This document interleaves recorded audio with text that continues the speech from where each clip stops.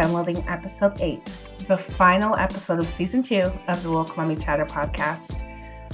I'm really thrilled to cap off what I thought was a great season by having a chat with Tanya Hayles, the founder of the Black Moms Mommy group called Black Moms Connection. When the boy child was 5 years old, he called me Blackie from the back of his car seat, and then proudly told me that his friend from school told him that was a word that he could use for Black people. That's when I started down this path to unpacking what it means to be a Black parent to a Black child in this world, a white world. Before I started the blog, though, I turned to mommy groups who got me through diaper rashes and toilet training, and I asked a simple question, what I thought was a simple question. Are there any other Black moms out there who would like to hang out and start an Afrocentric playgroup for our kids? Because I needed to be with mothers who would understand what I was dealing with, and I needed my kids to be with kids locally who look like them. I was kicked out of that group, and I was desperate, and somehow I stumbled across the group Black Moms Connection, and I haven't looked back since. It's been a sounding board, a haven, a collective virtual sisterhood. And I'm so pleased to give you a peek into that world through my chat with Tanya Hayles, the founder. Thank you first for having me, and B, for telling me your story. I think your story is very much aligned with a lot of the moms, and it really just speaks to why why BMC exists. Yeah. For me, it started out kind of selfishly. I tell people, I'm like, it really started with sunscreen. I'd taken my son to a splash pad, and I was like, okay, I know that despite the myth that Black people don't need or use sunscreen, I knew that that's not really true. So let me be a proactive mom and, a new agey mom, and try and find some. But I knew from my experience of using sunscreen that it, kind of turns you this kind of very pale gray brown color because of the oxide in it, of course. And so I was like, who would I ask about sunscreen for Black skin? And, and then therefore other questions like hair products and other situations as he gets older, and, things that are specific to Black people, Black motherhood, Black women, etc. So I reached out to some friends, and I was like, hey, if I started this group, would you join? And they're like, sure. And, it started, and it was really small. At first, I was very clear that I wanted it to be Canadian only, because I wanted the point was also to make sure that we could reconnect with each other in real life. And so I was like, hey, we'd be having meetups, and then, find someone who could be like a babysitter if you need an emergency, and like really recreate the village it used to be to raise a child. So it really started, very simply for very simple, as I said, selfish reasons. But I was doing a whole bunch of other things. So it was really kind of neglected. It grew, but, very small and stuff like that. We eventually did open it up to moms outside of Toronto/Canada. And in 2016, I still don't really quite know what it was, but we went from 400 to 4,000 in like 4 months. And I was like, oh, this is a lot. This is a whole lot of people. So I really had to pay attention to it. At the time, I was really trying to pursue other pursuits, and I was like, I have to choose. So chose BMC, added some admins, which was really instrumental because there's no way I would have been able to manage 4,000 people by myself. Mm-hmm. And I think our attention to it is one of the key reasons why it's the community that it is and why it grows. Because it's a space that people feel like they can add their whole entire friends list to. Yeah. They'll add their moms, their cousins, their friends, their sisters. And that's where the growth came from, right? Because that's one of the loopholes of groups versus pages, is that you can add people technically without their permission. We don't encourage that. We're like, okay, at least tell them that you're adding them to this space so that they know that it's not us spamming them. I think that that's that's basically how it started. It's interesting that you say there was this like massive jump in 2016, because I think that's when I found you, and I know that that's the year, like that's when all those Black men and women and children were being like shot and killed in the States by police officers. Like there was just so much that year, like 2016 was just, it was brutal. And I feel like that's part of the reason like my consciousness certainly grew around then, but it's also part of the reason I needed that connection. I knew I was missing that connection. I needed that connection, and I know for me anyway, that's where that came from. So it's interesting to hear you say that it really kind of blew up around then. Tell me about you. So I mean, this group now has gone. It's like 10,000 people, right? Yes. And this is not just your life. Like there's other things that you have going on too. So how do you, firstly, tell me a little bit about, what your life looks like and who you are, and then how you manage everything. So my name is Tanya, and I like long walks on the beach. That's a lie, actually. Yeah. So by nature and by trade, what pays my bills is event planning. So I have a boutique creative agency where I do a lot of different creative things. So event planning is one. I freelance write and occasionally edit as well. And then I do some speaking engagements.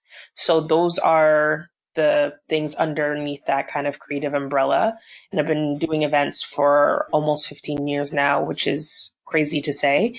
But it's fun. It's another way of telling a story. And I think at the root of who I am is that I like being able to tell a story. So there's that. And writing has always been a part of my life, but I didn't call myself a writer for a really long time. I'm usually loath to give myself titles.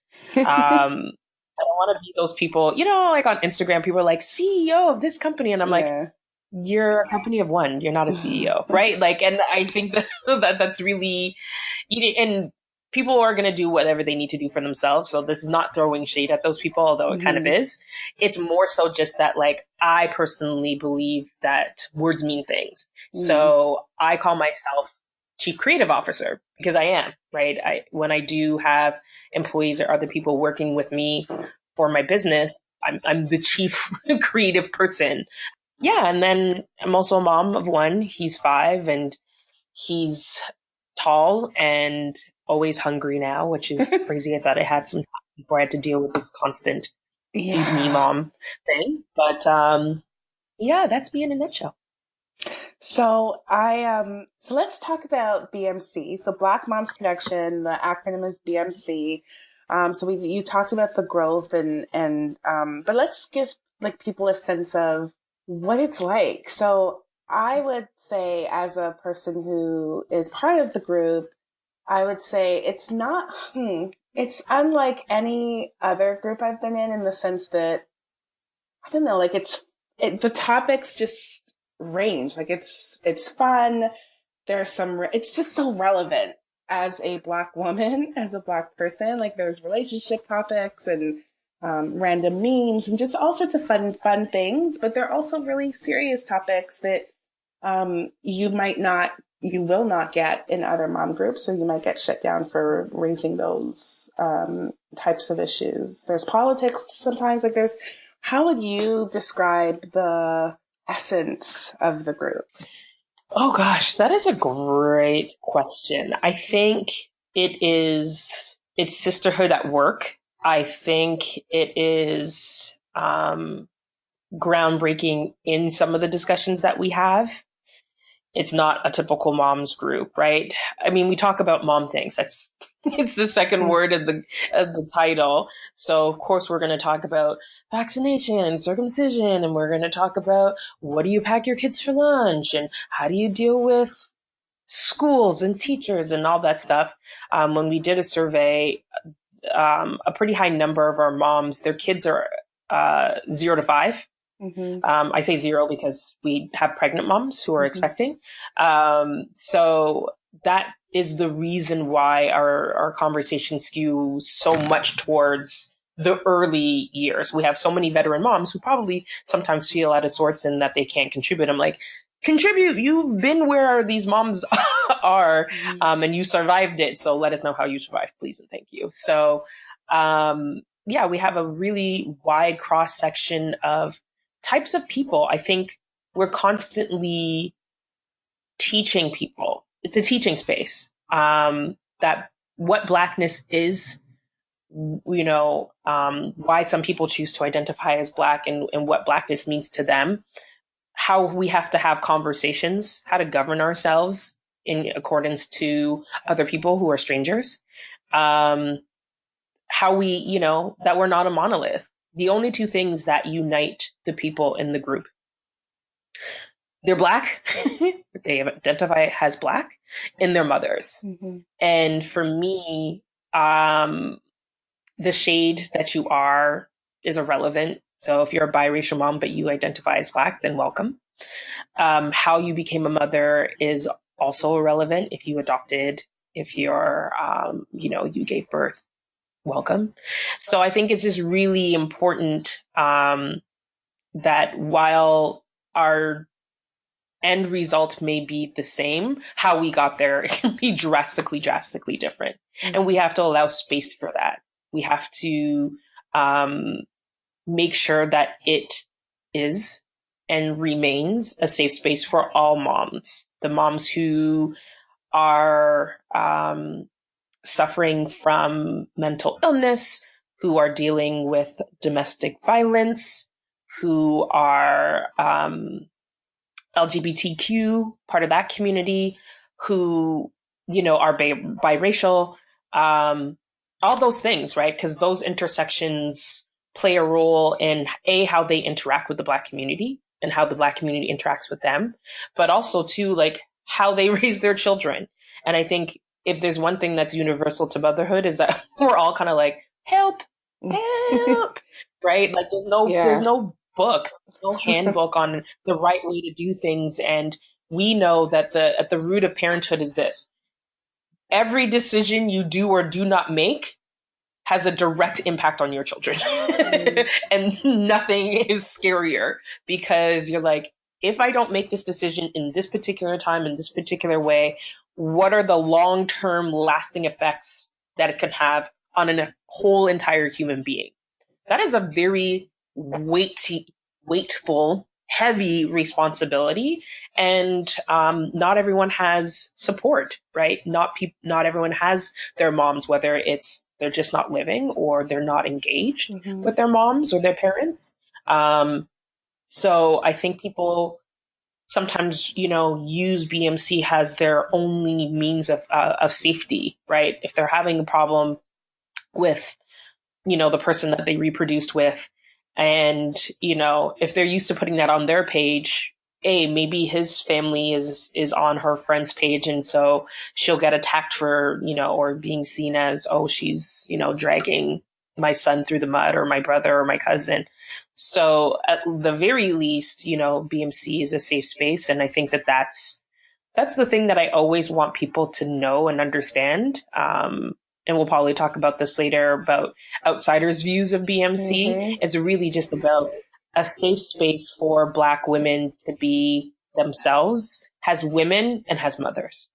I love that. And I think that's what comes across. And I feel, when I was talking about the differences that I see, that's certainly one of them. So just the things that people are willing to share and talk about in the BMC group, you don't see anywhere else. Like there's just this wave of support for moms that kind of just comes together to help people, to give advice and kind of help people through their issues. And it speaks to the group that they're, moms are willing to share these really intimate and personal situations in a group of people that they really don't know. But they feel comfortable and supported, which I think is one of the things I really appreciate about the group. But yeah, there is a lot of backlash to that.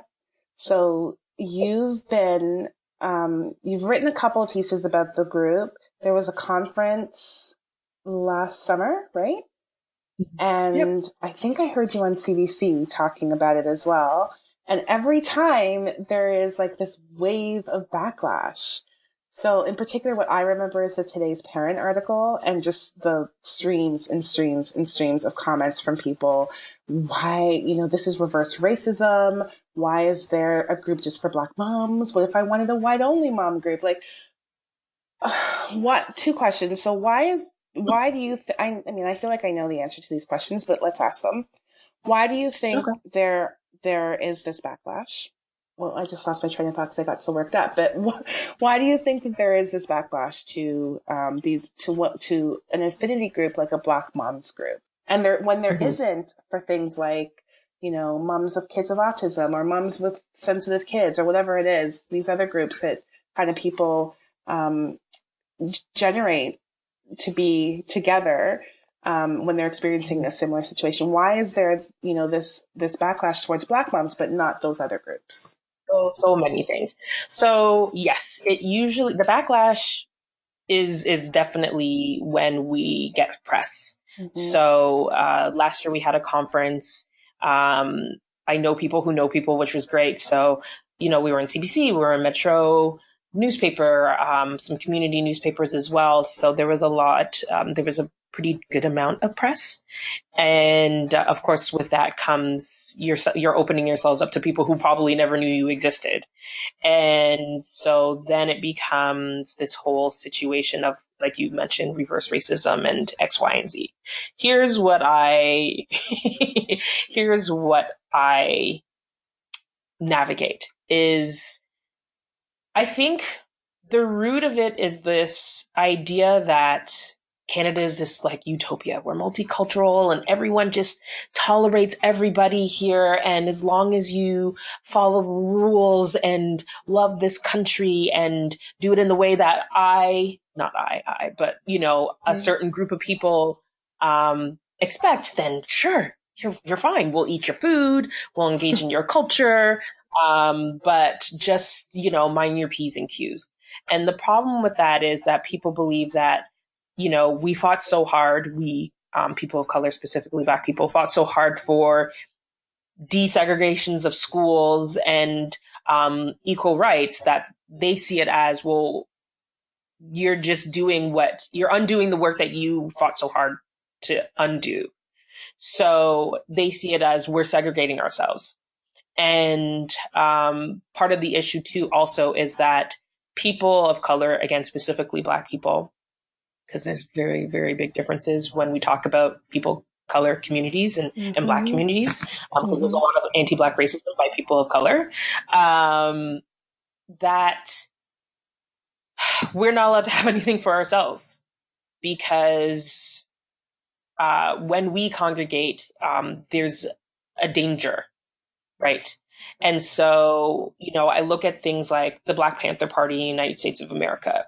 There's a lot that people don't know about the Black Panther Party. There's a lot I don't know. So I'm not going to necessarily sit here and talk super intelligently. But of the things that I've learned recently is that they started out as a community group and they launched breakfast programs in public schools. That's and right. They did a lot of good for the community. That's still happening today. Right. But they were seen as a threat. And so, and then of course, as soon as you label a group threatening terrorists, then, then things are allowed to be triggered to dismantle them. The KKK is still alive and well today, and they literally have a history of killing people. And yet they have not been labeled the same way. They're allowed to assemble. They're allowed to rent out halls and have rallies and stuff like that. But as soon as we have a conference or we're doing something where there's reverse racism, which is not a thing. And I really despise race card, race baiting, reverse racism, that they're all made up words to justify how people generally treat Black people. Yeah. I feel like the root of it is that the people in power are not used to being excluded from anything because everything has been created by and for them. Yes. So when there's a space that is not for them, they don't know how to handle that. And so, pursuant to a recent kind of trolling conversation that I had to deal with on Twitter, Right. I said exactly how I feel, and how I will always feel and how I will always defend BMC is this. I'm like, in Toronto, there is so many different communities, and it's one of the reasons why I love this city. You can literally you can travel the world on a TTC pass. You can end up in India, Italy, Somalia, Kenya, uh, Portugal, Spain. Like, pick a country. There's probably a street or a community, depending on how large, that represents that country. You can eat authentic foods. You can hear the languages be spoke. You can see that there's different schools and stuff like that. And it's fine, right? There's a whole Chinatown. There's a whole Little Italy where you'll see and hear, the men from the old countries sitting down, having espressos and talking in Italian. And it's fine. There's Jewish community centers. There's an Italian credit union. There's Polish Lions clubs. There are tons of spaces that are created for people to congregate and connect with each other. That is what the human condition is. People just want to connect with each other, and they use whatever lines that tie them together to do that. Sometimes it's language, sometimes it's country, sometimes it's religion. In this particular case, because it's skin color, then it gets people up in arms. And I'm like, but why? It's really annoying because I'm like, it's no different. It is no different. I think part of it, sometimes I wonder if part of it is this feeling that people, or this just lack of understanding that people have about Black people, and the fact that we have a culture, like we have, and we may come from different countries, but we have a culture, right? We all kind of have, there are different aspects of that, and there are different things that that we might celebrate, or different traditions that we might keep. But there's still, so when we're discussing things like circumcision, or whether to cut your kid's hair, like whatever it is, there's still aspects in there that we're discussing that are specific to who we are as Black people. That, so there are things that kind of bind us together. And I feel like sometimes people, because they visit the Caribbean, they're like, well, I go to, it's not that dissimilar from, it might be warm, but aside from that, it's not that dissimilar from Canada or anywhere else. They feel like there's this lack of culture or something. I don't know. That to me is why they can appreciate Little Italy or Chinatown, and then have such a backlash for a Black affinity group. It's I don't know, it's complicated, but it just doesn't make sense to me.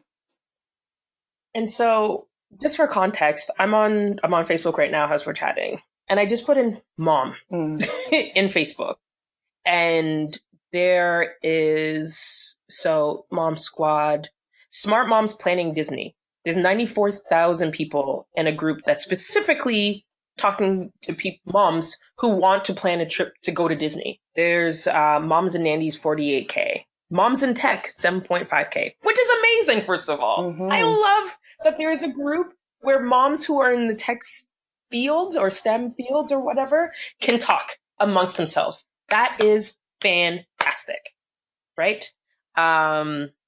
Millionaire Single Mom, a positive community of professional single moms passionate about building their careers and finances. First of all, I want to be in that group because I would love to be a millionaire single mom. I'm like, I'm just doing that one right now. I'm going to send a request. But I'm this like wandering moms, the Mom Rant, Mom Deals, North York Moms. There's so many. And so I'm just like, I would never say moms in tech. Why do you need your own separate group? It would never occur to me. Masala moms, that's South Asian moms, right? Yeah. And first of all, I love the name. I think it's super adorable. And again, it would never occur to me to be like, Why? Why do you need your own space? Because they want to talk about the cultural things that are relevant to them without being gaslit. The things that happen to you that you were explaining that happened to you in the group at the top of this call about being kicked out just for asking about Blackness is a thing.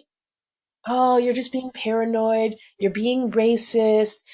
Stop playing the race card, all these things. And so I'm just like, if we have to deal with those things, I'm just like, where is a safe space for us to be?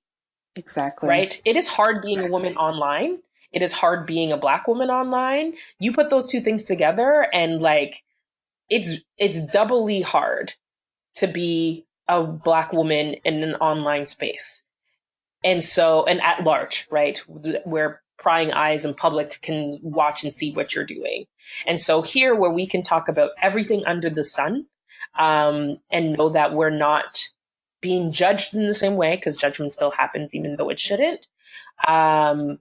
But people feel that it's a safe space. That feeling is, it cannot be sold. It cannot be purchased. It's why the group grows. And it's why I will defend BMC's right to exist. Until you can tell me why, the Italian community can have a whole bank, but I can't have a Facebook group, then the conversation is really, really short. So one of the things that I have been thinking about and works me up a little bit is, and I'd love to hear your thoughts on this, is this idea that I feel sometimes like there's this erasure of Black motherhood, and you don't see it anywhere. So I remember being really excited for this show because it was like a Canadian show. It was about motherhood. It was called Working Moms. And I was like, oh my God, there's going to be the show on Working Moms. And I watched it and like, oh my God, there's like, it's all whiteness. Like there's no representation of our motherhood. And so even Bad Moms I went to see, I loved it. It was funny. It was hilarious. But even Jada Pinkett's role was like, it was like it was just a basic, not fleshed out caricature kind of just sidekick kind of role. And I feel like, there's exceptions. So there's Blackish, but that's a family show. It's more about the family than about the mom. So it's kind of like, I feel like there's just this lack of representation when it comes to Black motherhood. And I feel sometimes that we are being erased. And I wonder if that's just me or what your thoughts are on that. I think it's part of why there's so much anger in the world right now. People are very much resistant to change unless it's a change that they're making. So no one wants to be forced to acknowledge that gender identity is fluid and that people might have specific things that they want to be called, right? Or that gay people are allowed to get married and should be seen as equal in society, regardless of who they choose to sleep with. Right? Like there's a lot of anger right now, and it's mostly from the people who have never had to share. They've never had to share power. They've never had to share screen time. They've never had to share representation. And now there's so much good that came with the internet and social media. There's a whole lot of bad, but there's a whole lot of good. And what that meant was that the voices that used to be silenced are being considered in ways that they've never been considered before, right? There's been more shifts in the past probably 10 years with social media than, especially within the Black community, than there probably have been in the past 50 of literally marching in the streets and stuff like that. Not to discount, civil rights era movements and stuff like that. Never would I do that. But I just mean that changes happen really, really swift because now we're able to tie our power to economics. And I'll use the example of Black Panther and Girls Trip. Those two movies shook up Hollywood. And so Girls Trip, there was another movie that came out literally at the exact same time with the exact same premise. I remember 4 women that. going to something at the, basically it was like a, very bridesmaids-y type of thing. Mm-hmm. And I did not hear a single peep about what the other movie did, but I heard about Girls Trip everywhere. And Girls Trip did better at the box office than, of course, Hollywood expected it to. Why? Because they are constantly saying Black leads can't sell, or it's too niche. And I'm like, yeah, but if it's funny, it's just funny, right? Like, white people can go to a Girls Trip and still laugh. Right. Just And like why Black is it people went to niche? Bridesmaids and still laugh. Because they see it as niche, right? They don't see it as a comedy. They see it as a Black comedy. What I love about Black Panther just shattering everything is that money talks. At the root of it all, if Black Panther didn't do as well at the box office as it did, it would have been a reason for them to be like, see, this is why we don't put in this much money behind Black leads and Black movies, because they don't sell. Now they have literally no reason to say that this is not something that they can do again. Yes, it was Marvel, it's superheroes, it's comics, it's part of the MCU. Like, there's larger reasons as to why it sold. Barack Obama didn't become president just because Black people voted for him. There was white people that voted for Barack Obama to get him to the presidency. Just like there was white people and Asian people and Hispanic and Latinx people who went to see Black Panther. Black Panther didn't just become this sensation solely because of Black people. It's like all people went and saw the movie and many people enjoyed it. What that tells you, Hollywood, is that maybe if you thought outside the box and stopped thinking in terms of what used to sell, what used to be the status quo, and really kind of let people see themselves, then you would be really surprised, as they are, with how successful your stock options will be the next day. Right? At the end of the day, I'm just like, first of all, I know that they weren't expecting it because there's no product anywhere. I went to go buy, I expect to see Black Panther shoes, socks, clothes, Oh my God. backpacks. I should see that stuff everywhere. Yes. And you know how I know they weren't expecting it? It's nowhere to be found. I should not have to search for Black Panther product. I was in Party City. There's how they have like a section for the different genres. Yeah. There should be a Black Panther section in Party City. Oh my God. Every little kid right now wants Black Panther. Listen, Marvel, Disney, what are you doing? I did the same thing. You could be making that much more. You're right. I was in Party City too. Went to Party City, walking up and down the aisles. I had nothing. I had to go to Disney store, and all they had at the Disney store were these little mini figurines, and I had to buy those, and I put those, so we used those. And then they had like a few like hats and like a few out, like literally like a tiny display. I am not kidding. I've never seen anything like it. It's unbelievable. I mean, you're right. You're 100% right. I will also say, apparently, the same thing happened to them with Frozen. They were taken off guard. I think they do. I mean, they'll kind of do like the general, like you said, go to the Disney store. They'll have a look because they obviously don't want to invest a whole bunch of money that they don't think is going to be a thing. Once Frozen became Frozen, right? Then they're like, oh snap! All of the things, make all of the things. So apparently that's what happened to them. So again, that's clearly what happened to them with Black Panther. I expect in the next year we're going to I know by Halloween, by September, back to school, I would suspect and hope that there's going to be tons of Black Panther gear. I hope so. And stuff. It still gives them a summer to I'm just like, fire up the sewing machines, man, and get to it. Right? But I'm just like, you know how it would have been so much easier if you'd just been giving us representation all along, as opposed to being for this like one time to do this one thing. Yeah. And so, yeah, I think that's, we're able to let ourselves be heard. And when a company does something racist, now we speak with our dollars. Look what happened to Snapchat. Snapchat is not even Snapchat's ad. Another ad was put onto Snapchat that was actually both, it was wrong and disgusting. Why we would make fun or light of a domestic violence situation is beyond me. I don't know who would have thought, let's do this, let's make this, let's approve this, let's post this. Had to go through so many people. And Rihanna's like, no. And one day, $1 billion? Yeah. That is a whole lot of money. Right? And so now if you think that that's not going to have a trickle down effect on how they approve ads in the future, you don't think that Facebook, Instagram, well, it's basically the same thing, but all other apps and all other kind of techie companies who have third party ads, they didn't see that? The ones who are thinking of going public and having stock options, you think they didn't look at what happened to Snapchat as a lesson? You cannot mess with people in the same way that you used to be able to and get away with it. You don't know what's going to go viral. I mean, she's Rihanna, so like, yeah. Let's just be very clear. That was a stupid decision on their part anyways. She just shook up an entire makeup industry and you're going to piss her off?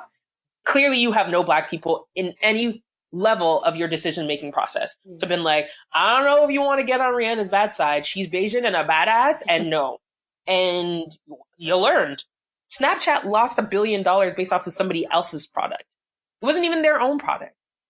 I'm just like, what that tells you, I'm just like, you don't get to be how you used to be anymore. And I think that scares people, and it makes them angry, and they're worried that they're going to have less, or that they're going to end up being treated the way that they've been treating other people. You know, that's interesting. I think, yeah. They're looking at it from the standpoint of, I'm just like, I'm going to have less. My kids are going to have less. You know, we're not going to, you know, people are just hanging on for dear life to the status quo, but you can't. The world changes literally every day. Yeah. And we're not going to get to just keep to that. And sorry, not sorry. You know what I mean? But it's time. It's time. It's time that, Latinx community feels good about their representation in the media and stuff like that. It's time that we tackle anti-Blackness from other communities of color. We want to talk about, we want to change, the sex ed curriculum to reflect what kids are doing and talking about in the year 2018 and not freak out over it. I'm like, things are changing faster than governments can keep up, faster than a lot of parents want to keep up, and faster than the communities who've traditionally been in power for a really long time, and are still in power and have their voices heard and defaulted to. Now they're like, oh, we have to consider other voices, and other voices matter, and other communities matter. And backlash from the Black community can come with consequences, financial consequences. They're not used to that. And you're right. I think social media is like 100% a huge part of that, in the sense that it's organizing, right? Like, it's a way of, like, this Black Moms group, for example, there are 10,000 Black moms there to galvanize and to take action when there are issues or that arise, or injustices, or whatever it is, right? And the same thing with other groups. Like, there's so many other groups where that's the same thing, and it's so there's this kind of platform, which is really interesting. But I guess if we look, talking about change, if we look to the future, where do you want the Black Moms Connection group to go, and what are your hopes for the group going forward? So my goal, I have a few. So once we saw that it was growing in 2016, at the end of 2016, yes, we incorporated Black Moms Connection as a nonprofit. I wanted to make sure that we can take the conversations offline, and really the goal is to provide culturally relevant tools and resources to empower and educate the Black mother. That is BMC's mission statement. That is our goal and our function. And so how do we do that? We do that through workshops like Finland, our financial literacy day. We do it with, holding kind of just fun, free up yourself parties that people can just kind of connect, allowing people to self, group as well, whether it's by location or by interest. So there's like a couple of running groups that have popped up. I think there's been some book clubs, just general meetups. I think I just saw a picture the other day, like 12 people went and saw a play or something like that. I'm like, that's fantastic. I love it. Those things make me so happy. Because I'm not organizing those things. And that was the point of BMC. And so I would love to see more of that happening. there's definitely some folks. Our group is very GTA focused and heavy. Because that's where the bulk of, that's where I live. So the events are planned here because it's cheaper and easier for me to plan an event in Toronto than it is for me to plan it in a place that I don't live and a place that I don't know what the audience is. So sometimes I feel like our US moms probably feel left out. She probably do. So I've been kind of collecting some folks who are just like, I would love to kind of be the lead for a BMC chapter in New York or in Georgia or Atlanta or LA, which makes me so happy because it starts small, right? BMC started with 20 of my friends. 3 years later, it's 11,000 women. Wow. So I'm just like, I didn't expect that growth. I think people have to also, part of the situation is that people look at it and then they want to replicate it. And then they want to replicate it faster. And they look at what we've done and think A, was easy, and B, that anybody can do it. I'm just like, I caught lightning in a bottle, right? Like you said, there was a whole bunch of police shootings and Black moms needed a space where they can talk about that as mothers without being gaslit. And I'm glad that I was a landing pad for Black women, Black mothers at that time, right? And it's still continuing, but, people are learning a little bit better self-care on how to disengage but still remain engaged. Yes. And it's just not nearly as like constant. Because there was a period where it was like literally you'd open your Facebook and you're like, yet another Black person was killed by the police. Like it was really a lot. It was a whole lot. So I think the timing of when BMC existed played a role in its growth. And I think how we manage it with, of course, the support of my amazing admin team is why it continues to grow. Our second annual conference is in September. I'm putting out some super high profile asks. I'm going peak YOLO. I'm just like, why not? God, I'm so excited. I can actually, it's in September. I can make it. That's great. Yes. We moved it to September, just because it's smarter and better timing, and it gave us more time as well. So really hopeful and excited. I'm like, the worst that they can say is yes, and now I have to figure out how to pay to get them here, actually. Hopeful for some positive traction there. And as I said, chatting with some folks in regards to kind of starting up their own chapters. Of course, with our new logo now means that we can have product to sell. People have been asking me for pins and buttons and T-shirts forever. Amazing. And I'm like, well, the logo had to be something we're selling, right? I wasn't going to sell what it was before. So now that it's something that I love, and that people seem to really like, it's easier to sell a T-shirt or something that's pretty as opposed to something that's usually. I remember, I remember going to a playgroup meetup with a bunch of moms from Black Moms Connection, and there were quite a few Black moms there, and we were trying to find each other. So we're like, "Are you from Black Moms Connection?" So it was like this whisper kind of thing. So we were like, "Yeah, we need to wear buttons so everyone will know who we are." So yeah, that's great that you've got them. Yeah, we're definitely, and I've always heard, we hear what people want, right? Like, everything right now is a labor of love, right? No one makes any money from anything BMC related. That includes me. I hope that people don't have this misconception.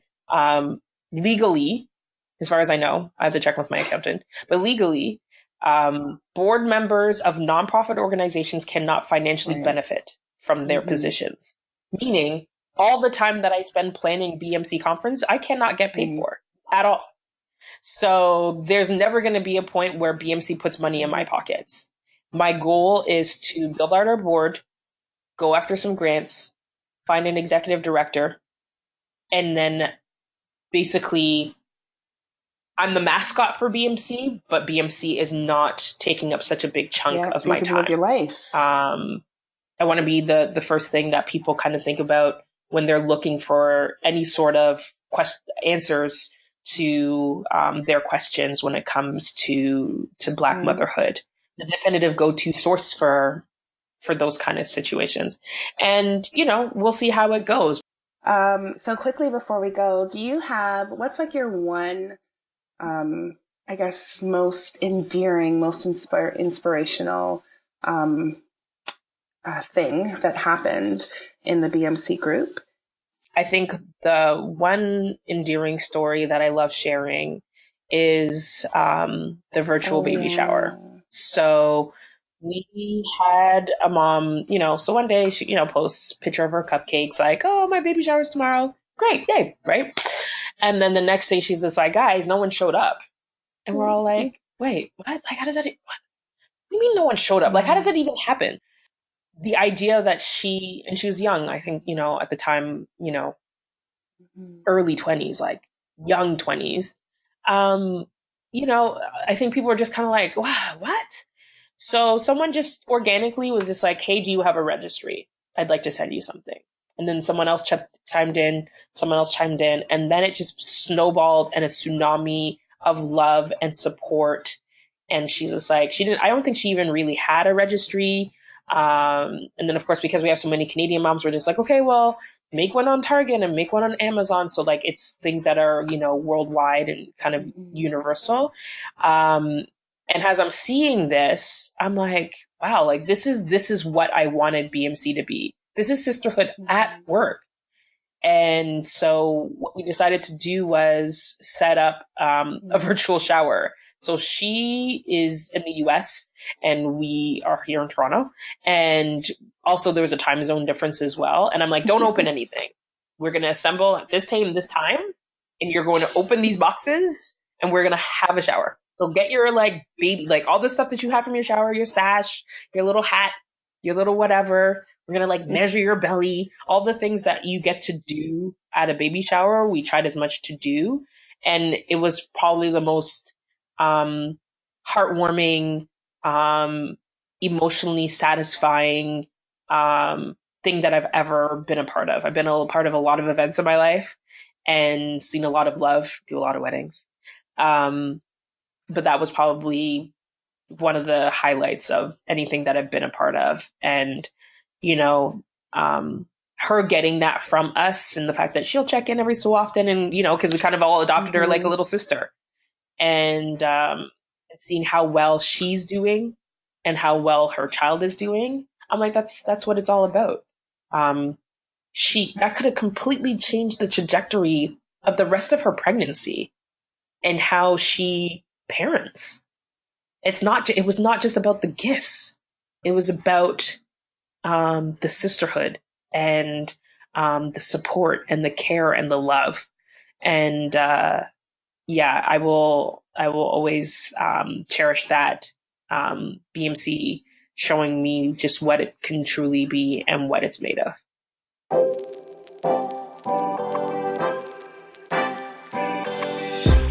If you enjoy listening to the show, be sure to subscribe so you get automatic updates of new episodes every Tuesday. Don't forget to follow Woke Mommy Chatter on Twitter at @WokeMommy, on Instagram, and follow along on Facebook at Woke Mommy Chatter. If you'd like to get in touch, have feedback, ideas for the show, drop me a line at wokemommychatter@gmail.com. Thanks for listening to Woke Mommy Chatter.